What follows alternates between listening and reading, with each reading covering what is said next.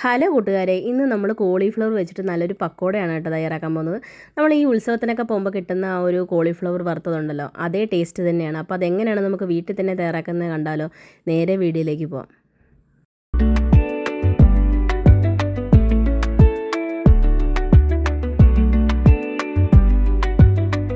അപ്പോൾ കോളിഫ്ലവർ നല്ലതുപോലെ ഇതുപോലെ ഇതളകളായിട്ട് നമ്മൾ എടുത്ത് വെച്ചിട്ടുണ്ട് കേട്ടോ. ഇനി നമുക്ക് ഇത് നല്ലപോലെ കഴുകിയെടുത്തതിന് ശേഷം ഇത് നമുക്കൊന്ന് ചൂടുവെള്ളത്തിലിട്ട് വെക്കണം. എല്ലാവരും കോളിഫ്ലവർ അറിയാമല്ലോ, ഇതിനകത്തൊക്കെ ചിലപ്പം പുഴുക്കൾ പോലെയൊക്കെ ഉണ്ടായിരിക്കും. അപ്പോൾ നമ്മൾ ചൂടുവെള്ളത്തിൽ ഉപ്പിട്ട് തിളപ്പിച്ചെടുത്തതിന് ശേഷം വേണം ഉപയോഗിക്കാൻ വേണ്ടി. അതിനായിട്ടൊരു പാൻ ചൂടാക്കാൻ വേണ്ടി വെച്ചിട്ടുണ്ട്. അതിനകത്തേക്ക് വെള്ളം നിറച്ചൊഴിച്ചു കൊടുത്തിട്ടുണ്ട്. ആവശ്യത്തിനുള്ള ഉപ്പും കൂടി ചേർത്ത് കൊടുക്കുന്നുണ്ട്. ഇനി നമുക്ക് തിളയ്ക്കുന്നിടം വരെ ഒന്ന് നോക്കാം. തിളച്ചതിന് ശേഷം നമ്മൾ എടുത്ത് വെച്ചിരിക്കുന്ന നമ്മുടെ കോളിഫ്ലവറിൻ്റെ പീസുകളൊക്കെ ഇട്ട് ഒന്ന് അടച്ച് വെച്ചൊരു 2 മിനിറ്റ് വേവിച്ചെടുത്താൽ മതി കേട്ടോ. എന്നിട്ട് നമുക്കിത് കോരിയെടുക്കാം കേട്ടോ. ഇനി ആ വെള്ളമൊക്കെ ഊറ്റിയെടുത്ത് നമുക്കിത് കോളിഫ്ലവർ മാറ്റി വയ്ക്കാം. ഇനി നമുക്ക് ഇതിനകത്തേക്കുള്ള അരപ്പ് തയ്യാറാക്കാനായിട്ട് തുടങ്ങാം. അതിൻ്റെ ഒരു ബൗൾ എടുത്തിട്ടുണ്ട്.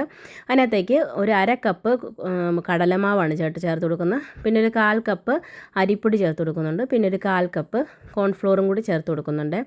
പിന്നെ ഇതിനകത്തേക്ക് കുറച്ച് കായപ്പൊടി ചേർത്ത് കൊടുക്കുന്നുണ്ട്. ഒരു 1/2 ടീസ്പൂൺ കായപ്പൊടിയും കൂടി ചേർത്ത് കൊടുക്കുന്നുണ്ട്. പിന്നെ കളറിന് വേണ്ടി കാശ്മീരി മുളക് പൊടി ചേർത്ത് കൊടുക്കുന്നുണ്ട് 1 ടീസ്പൂണ്. കാശ്മീരി മുളക് പൊടിക്ക് പകരം കളർ ചേർത്താലും മതിയായിരിക്കും കേട്ടോ. നിങ്ങളുടെ കയ്യിൽ ഫുഡ് കളർ ഉണ്ടെങ്കിൽ ഓറഞ്ച് കളറിൽ ചേർത്താൽ മതി. പിന്നെ ആവശ്യത്തിനുള്ള ഉപ്പും കൂടി ചേർത്ത് കുറച്ച് കറിവേപ്പില ഒരു പിടിയും കൂടി ഇട്ട് ഒരു ടീസ്പൂൺ ജിഞ്ചർ ഗാർലിക് പേസ്റ്റും കൂടി ഇട്ട് കഴിഞ്ഞതിന് ശേഷം ആദ്യമേ ഇതിനെ നല്ലതുപോലെ ഒന്ന് മിക്സ് ചെയ്യണം കേട്ടോ. 1 ടീസ്പൂൺ ജിഞ്ചർ ഗാർലിക് പേസ്റ്റ് ചേർത്ത് കൊടുക്കണം. എന്നാൽ മാത്രമേ നല്ല ടേസ്റ്റ് കിട്ടത്തുള്ളൂ. അപ്പോൾ അതും കൂടി ചേർത്ത് കൊടുക്കുന്നുണ്ട്. ഇനി നമുക്ക് നല്ലതുപോലെ ഒന്ന് മിക്സ് ചെയ്തെടുക്കാം.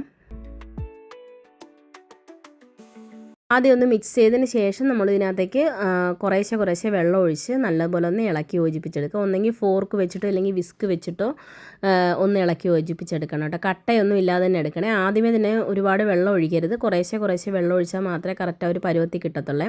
പിന്നെ ഇതിനകത്തേക്ക് എരിവിന് വേണ്ടി ഞാനൊരു പച്ചമുളക് വട്ടത്തിൽ അരിഞ്ഞതും കൂടി ചേർത്ത് കൊടുക്കുന്നുണ്ട്. നിങ്ങൾക്ക് ഇതിനകത്ത് സവാള വേണമെങ്കിലും ചേർത്ത് കൊടുക്കാം കേട്ടോ. ഒരു പ്രത്യേക ടേസ്റ്റ് ആയിരിക്കും. ഞാനിപ്പോൾ സവാളയൊന്നും ചേർക്കുന്നില്ല. ഒരു പച്ചമുളക് മാത്രമേ ചേർത്ത് കൊടുത്തിട്ടുള്ളൂ. നമ്മളീ മാവെന്ന് പറഞ്ഞാൽ ഇഡലി മാവിൻ്റെ പരുവത്തിൽ വേണം എടുക്കാൻ. അപ്പോൾ ഇവിടെ മാവ് മിക്സ് ആയിട്ടുണ്ട്. ഇനി അതിനകത്തേക്ക് നമ്മൾ എടുത്ത് വെച്ചിരിക്കുന്ന കോളിഫ്ലവറിൻ്റെ ആ ഫ്ലവറും കൂടി ഇട്ട് കൊടുത്ത് നല്ലതുപോലെ ഒന്ന് മിക്സ് ചെയ്തെടുക്കണം കേട്ടോ. നമ്മുടെ ഈ ഇഡലി മാവിൻ്റെ പരുവത്തിലാണെങ്കിൽ മാത്രമേ നമ്മുടെ കോളിഫ്ലവറിലൊക്കെ ഇതിങ്ങനെ പൊതിഞ്ഞിരിക്കത്തുള്ളൂ മാവ്. അല്ലാന്നുണ്ടെങ്കിൽ കുറച്ച് വെള്ളം കൂടിപ്പോയി കഴിഞ്ഞാൽ കറക്റ്റ് ആ കോളിഫ്ലവറിൽ മാവില്ലാതെ പുറത്തിങ്ങനെ ഇതായിട്ട് കോളിഫ്ലവർ ഇങ്ങനെ വറുത്തെടുക്കുമ്പോൾ കോളിഫ്ലവർ കാണാൻ പറ്റും. അപ്പോൾ അതങ്ങനെ ഇല്ലാതിരിക്കാൻ വേണ്ടിയാണ് ഇഡലി മാവിൻ്റെ പരുവത്തിൽ കുറേശ്ശെ വെള്ളം ഒഴിച്ച് മിക്സ് ചെയ്താൽ മാത്രമേ കറക്റ്റ് ആ ഒരു പരുവത്തിൽ കിട്ടത്തുള്ളൂ.